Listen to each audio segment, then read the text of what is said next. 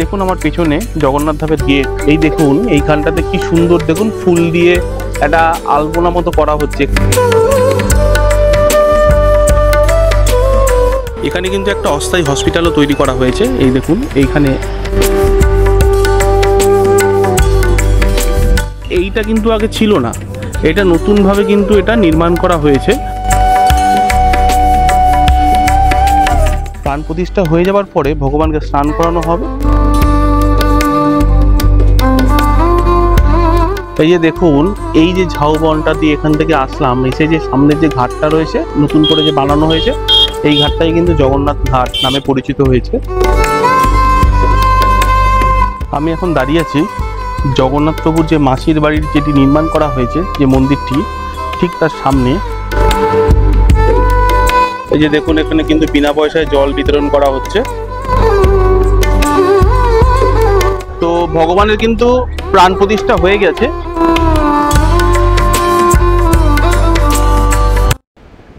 নমস্কার, কেমন আছেন আপনারা? আশা করি ভালোই আছেন। বেঙ্গলি ট্রাভেলগের নতুন একটি পর্বে আপনাদের সবাইকে স্বাগত জানাই। আমি এখন রয়েছি বাঙালির কিন্তু খুবই পরিচিত একটি জায়গায়।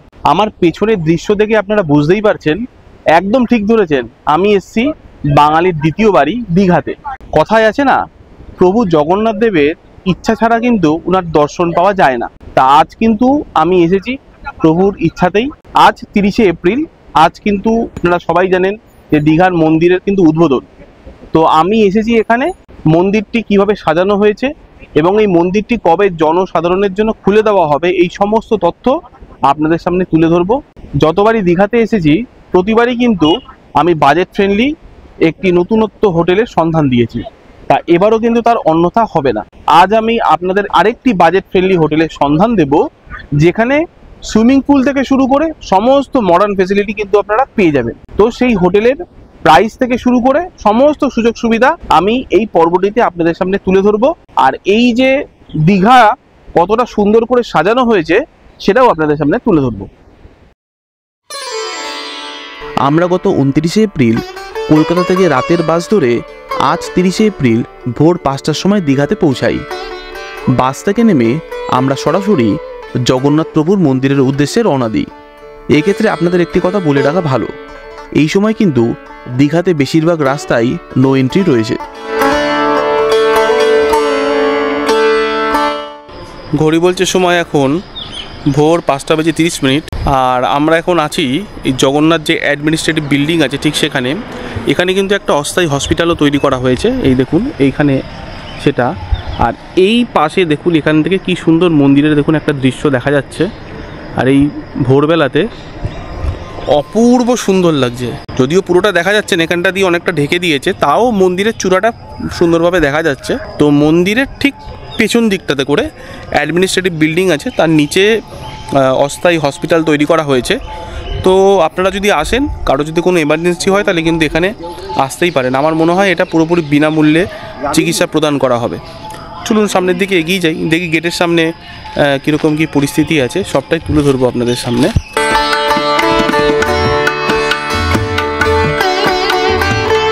ঘড়ি বলছে সময় এখন সকাল 5:45। আর ঠিক দেখুন আমার পেছনে আমি কিন্তু এখন দাঁড়িয়ে আছি প্রভু জগন্নাথ ধামে। আর ঠিক দেখুন আমার পেছনে জগন্নাথ ধামের গেট। আর এখানে এখন শেষ মুহূর্তের কর্মব্যস্ততা চলছে। এই দেখুন এইখানটাতে কি সুন্দর, দেখুন ফুল দিয়ে একটা আলপনা মতো করা হচ্ছে। এখানে একটা করা হচ্ছে আর এই দিকে একটা করা হচ্ছে। আর এই উপরে দেখুন কি সুন্দর করে সাজিয়েছে। আর এখনো কিন্তু এই গেটটাতে লাইট জ্বলছে, তবে যেহেতু সূর্য উঠে গেছে, উদিত হয়ে গেছে, সেই জন্য কিন্তু এখন সেই লাইটটা ভালো করে হয়তো আপনারা বুঝতে পারছেন না, তবে খালি চোখে দেখা যাচ্ছে। আর এই জায়গাটা এত সুন্দর করে সাজিয়েছে, রাত্রিবেলাতে কিন্তু আরো সুন্দর লাগবে। তার কারণ হচ্ছে এইখানে এই যে লাইটগুলো জ্বালিয়েছে, এখন তো এই লাইটগুলো আপাতত বন্ধ হয়ে গেছে, তবে সন্ধ্যাবেলার দিকে আপনাদের একবার নিয়ে আসবো। আর এই যে সামনে এই যে দেখুন এই দ্বারটা দেখতে পাচ্ছেন, এটা নতুন তৈরি করা হয়েছে। এই দ্বারটা হচ্ছে চৈতন্য দ্বার। আর এই চৈতন্য দ্বার থেকে আপনাদেরকে প্রবেশ করতে হবে। প্রবেশ করে হচ্ছে এই হচ্ছে মন্দিরের গেট, এখান থেকে ঢুকতে হবে, আমি বলে দেবো। আজ 30শে এপ্রিল আজ কিন্তু এই মন্দিরের যে ভগবান আছে তার কিন্তু আজকে প্রাণ প্রতিষ্ঠা হবে। সকাল 11:10 থেকে 11:30 এই 20 মিনিটের মধ্যে কিন্তু আজকে জগন্নাথ প্রভুর প্রাণ প্রতিষ্ঠা হবে। মন্দিরের যে দরজা আছে, প্রধান যে দরজা, সেই দরজা বন্ধ করে মন্দিরের যে প্রধান পুরোহিত তিনি থাকবেন আর অন্যান্য পুরোহিত থাকবেন, তারা মিলে কিন্তু ভগবানের প্রথমে প্রাণ প্রতিষ্ঠা করবেন। প্রাণ প্রতিষ্ঠা হয়ে যাওয়ার পরে ভগবানকে স্নান করানো হবে এবং বস্ত্র পরিধান করানো হবে। তারপর কিন্তু ভগবানের সামনে 56 পদের যে ভোগ, সেই ভোগ নিবেদন করা হবে। আর বিকেলবেলাতে 5টা থেকে 5:10 এই 10 মিনিটের মধ্যে কিন্তু মন্দিরের যে দ্বারোদ্ঘাটন এটা কিন্তু সম্পন্ন হবে। তো আপনারা সবাই জানেন দ্বারোদ্ঘাটন করবেন রাজ্যের মাননীয় মুখ্যমন্ত্রী মমতা ব্যানার্জি। সেই সময় তো আশা করি ভেতরে ঢুকতে দেবে না। তো ভেতরে কিন্তু প্রচুর চেয়ার পাতা রয়েছে বিশিষ্ট গেস্টদের জন্য। আর একটু পরেই হয়তো এই জায়গাটা নো এন্ট্রি করে দেবে। তো দেখুন রোদ উঠে গেছে প্রায়। আর এই জায়গাটাতে কিছু টুরিস্ট আসছে দেখার জন্য, কারণ এই সকালবেলাতে কি বলুন তো, এই জায়গাটা এত সুন্দর লাগছে। আমি এখন দাঁড়িয়ে আছি জগন্নাথ যে মন্দিরটি আছে ঠিক তার বিপরীত দিকে। এখানে নতুন একটি পার্কের মতো একটি জায়গা করেছে, যেখানে আপনারা তো কিছু বসার জায়গা রয়েছে আর আপনারা এই চারিদিকটা না সুন্দর করে ঘুরতে পারবেন। একটা জলাশয়ের মতো করেছে, আমি দেখাচ্ছি আপনাদেরকে। এই দেখুন, দেখেছেন? এইটা কিন্তু আগে ছিল না, এটা নতুনভাবে কিন্তু এটা নির্মাণ করা হয়েছে। আর এইটা কোথায় রয়েছে দেখুন, এই ঠিক এইখানটাতে। এইটা হচ্ছে জগন্নাথ মন্দির, জগন্নাথ মন্দিরের ঠিক বিপরীত দিকে। আর এখানে প্রচুর লাইট দেওয়া হয়েছে। এখন সকালবেলা বলে হয়তো যতটা সুন্দর লাগছে, রাত্রিবেলাতে যখন লাইট জ্বলে উঠবে না তখন আরও সুন্দর লাগবে। জায়গাটা দুর্দান্তভাবে সাজিয়েছে।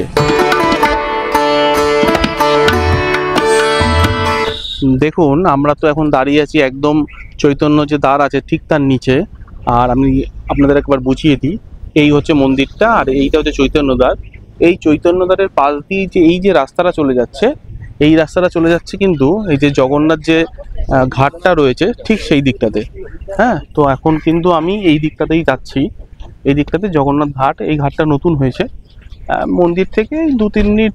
এখন যেহেতু সকালবেলাতে এখনও হোটেলে আমাদের চেক ইনের টাইম হয়নি, সেই জন্য সকালবেলাতে ফাঁকা রয়েছে বলে আমি সমস্ত জায়গাগুলো একবার করে আপনাদেরকে দেখিয়ে দিচ্ছি। তো এই হচ্ছে রাস্তা, এই দেখে নিন, এই হচ্ছে রাস্তা। একদম ঝাউয়ের যে বাগান রয়েছে তার মধ্যেখান দিয়েই কিন্তু আপনাদেরকে যেতে হবে। আর এই দেখুন এখানে প্রচুর বায়ো টয়লেট কিন্তু তৈরি হয়েছে, এগুলো ফ্রিতে। হ্যাঁ, আর এখানে জলও রয়েছে। আপনারা যদি আসেন এখানে তাহলে কিন্তু কোনো রকম কোনো সমস্যা হবে না, সমস্ত কিন্তু ব্যবস্থা করা রয়েছে।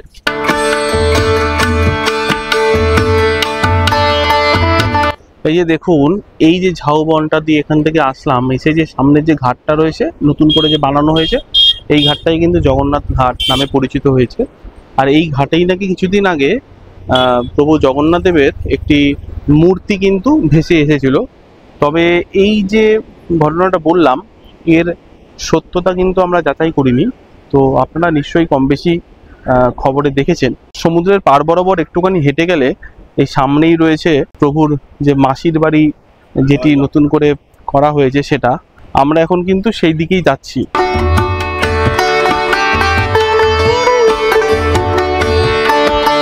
আমি এখন দাঁড়িয়ে আছি জগন্নাথ প্রভুর যে মাসির বাড়ির যেটি নির্মাণ করা হয়েছে, যে মন্দিরটি ঠিক তার সামনে। আপনারা যদি নিউ দীঘা থেকে ওল্ড দীঘার দিকে হেঁটে আসেন, সমুদ্র বরাবর যে রাস্তা আছে সেই রাস্তা বরাবর যদি হেঁটে আসেন, তাহলে দেখবেন নিউ দীঘা এবং ওল্ড দীঘার মধ্যেখানে জগন্নাথ প্রভুর একটি কিন্তু মন্দির ছিল। তো সেইখানেই কিন্তু মাসির বাড়ি হয়েছে। এই দেখুন এই মন্দিরটা, এটা কিন্তু আগে নির্মিত ছিল। আর এই একটা দেখুন নতুন হয়েছে। হ্যাঁ, তার মানে এখানেই কিন্তু ভগবান আসবেন। আর এই রাস্তাটাও কিন্তু খুব সুন্দর করে সাজিয়েছে। এই রাস্তাটা সোজা যদি আপনারা চলে যান এখান থেকে ওই 200-300 মিটার সামনের দিকে এগিয়ে গেলে কিন্তু আপনারা মেন যে রাস্তাটা আছে 116 নম্বর জাতীয় সড়ক, সেটা কিন্তু আপনারা পেয়ে যাবেন। আর এই জায়গাটা তো আগে বালিয়ারি মতো ছিল। দেখুন এই জায়গাটা পুরো সুন্দর করে সাজাচ্ছে, এখনো কাজ চলছে, এখানে কাজ চলছে। আর এই জায়গাটা দেখুন খুব সুন্দর করে সাজাচ্ছে। এখানে মনে একটা পার্কিং হয়েছে।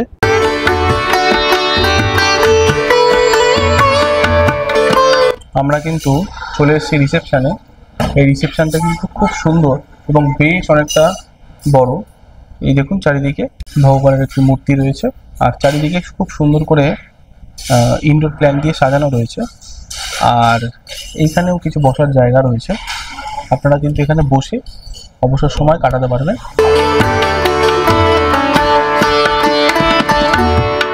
আমি এখন দাঁড়িয়ে আছি 303 নম্বর রুমের বাইরে। চলো রুমের মধ্যে প্রবেশ করি। রুমে প্রবেশ করলে সবার প্রথমে বাঁদিকে দেখুন এটা হচ্ছে ওয়াশরুম। চলুন ওয়াশরুমটা প্রথমে আপনাদেরকে একবার দেখিয়ে দিই। এই হচ্ছে ওয়াশরুম, কোমর থেকে শুরু করে গিজার থেকে শুরু করে সমস্ত কিছু ফেসিলিটি রয়েছে। আচ্ছা, ওয়াশরুম থেকে বেরালাম, বেরিয়ে এবার যদি আমি এদিকে আসি, এদিকে আসলে সবার বাঁদিকে দেখুন এখানে একটা সোফা রয়েছে, আর এই দেখুন এখানে একটা সেন্টার টেবিল রয়েছে। আর এইদিকে এটা হচ্ছে ওয়ার্ড্রব। ওয়ার্ড্রবের মধ্যে কিছুই নেই, আমাদের কিছু লাগেজ পত্র আমরা রেখেছি। এই দেখুন ওয়ার্ড্রবটা কিন্তু বেশ বড়। ওয়ার্ড্রবের ঠিক দেখুন এখানে একটা আয়না রয়েছে, ড্রেসিং টেবিল মতো এটা একটা, ঠিক আছে। আর এই হচ্ছে বেড। আমি একটু দূরে যাচ্ছি তাহলে ভালো করে বুঝতে পারবেন। বেডটা কিন্তু বেশ বড়, 3 জন প্রাপ্তবয়স্ক থাকতে পারবেন এই বেডটাতে। আর এইদিকে দেখুন একটা ইন্টারকম রয়েছে, আর ওইদিকে একটা সাইড টেবিল রয়েছে, বেড সাইড টেবিল। আর যদি আমি এই দিকটাতে ঘোরাই, এখানে একটা টিভি ক্যাবিনেট রয়েছে, টিভি ক্যাবিনেটের এখানে একটা টিভিও রয়েছে। আর এই নিচে দেখুন এটা হচ্ছে একটা ফ্রিজ। আর এখানে এই জলের বোতলটা ইনারা দিয়েছেন, এইগুলো হচ্ছে ডেন্টাল কিট, চিরুনি, শ্যাম্পু এই সমস্ত রয়েছে। আর এই কর্নারে একটা ডাস্টবিন দিয়েছে।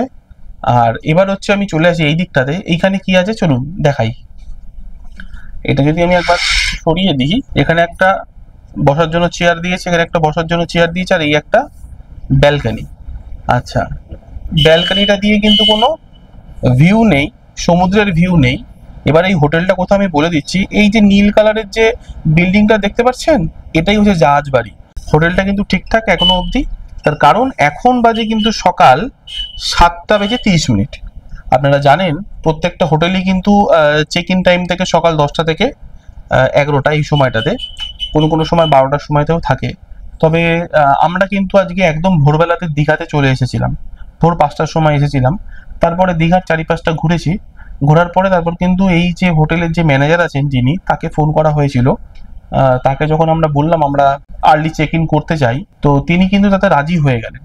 এবার কথা হচ্ছে আর্লি চেক ইনের জন্য কি আমাদের কোনো এক্সট্রা খরচ লেগেছে? না, আর্লি চেক ইনের জন্য কোনো এক্সট্রা খরচ লাগেনি। এবার আমি আসবো এই হোটেলটি থেকে সমুদ্র কত দূর। দেখুন এই হোটেলটি থেকে সমুদ্র ওই প্রায় 300 থেকে 400 মিটার।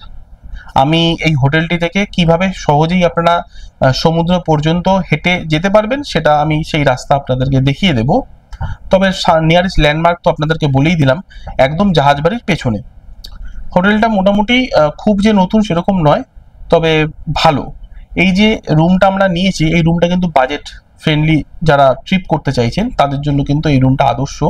এই রুমের প্রাইস কি আছে না আছে সমস্ত আমি বলে দিচ্ছি। তবে একটা কথা আমি আপনাদেরকে বলতে চাই, এই যে দীঘাতে তো আপনারা কম বেশি সবাই আসেন, এবং দীঘা সম্পর্কে আপনারা জানেন দীঘাতে কিন্তু পর্যটক মরশুম হিসাবে এই যে হোটেলের প্রাইস এটা কিন্তু অনেকটাই ওঠানামা করে। তো আমি সবসময় আপনাদেরকে একটাই রিকোয়েস্ট করব, আপনারা যখনই কোনো একটি হোটেলে আসবেন ভালো করে যাচাই করবেন, যদি মনে হয় সঠিক তাহলেই আসবেন।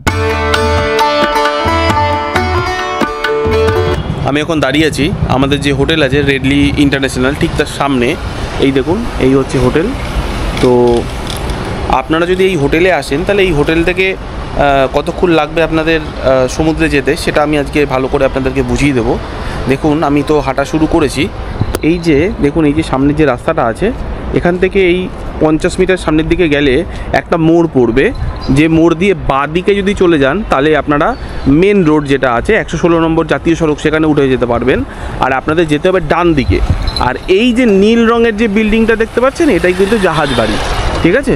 দেখুন আপনাদের সাথে কথা বলতে বলতে কিন্তু আমি এই মুখটাতে চলে এসেছি, মানে মোড়টাতে চলে এসেছি। এই বাঁ দিকের এই রাস্তা যাচ্ছে মেন রাস্তার দিকে, আর আমরা যাব হচ্ছে এই রাস্তা বরাবর ডান দিকে, ঠিক আছে। এই রাস্তা বরাবর এই দেখুন সামনে, আশা করি আপনারা দেখতেই পাচ্ছেন ঝাউয়ের বাগান এই সামনেটাতে রয়েছে। চলুন আমরা একটু এগিয়ে যাই, তাহলে আরও ভালো করে আপনারা বুঝতে পারবেন। এই দেখুন এই যে রাস্তাটা আছে, আপনারা যদি এই রাস্তা বরাবর চলে যান, এই সামনে দিয়ে গেলে এখানে একটা মোড় পড়বে, ডান দিকে চলে গেলে নিউ দীঘার যে মেন যে বিচটা, সেই বিচটা পেয়ে যাবেন। আর এখান থেকে একটা শর্টকাট রাস্তা আছে, যে রাস্তাটা কিন্তু এই ঝাউ বাগানের মধ্যে দিয়ে আপনারা সোজা সমুদ্রে যেতে পারবেন।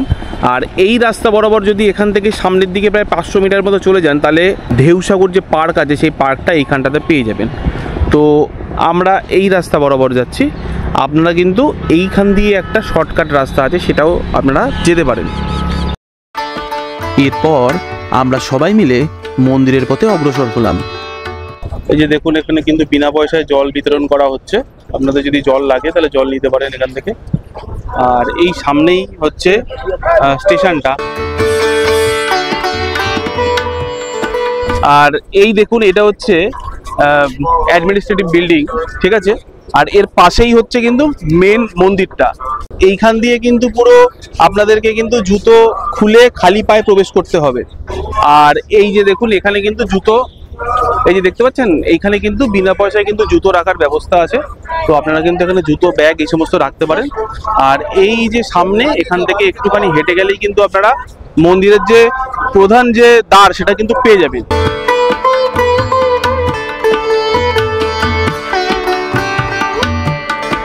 ঘড়ি বলছে সময় এখন দুপুর 11:40।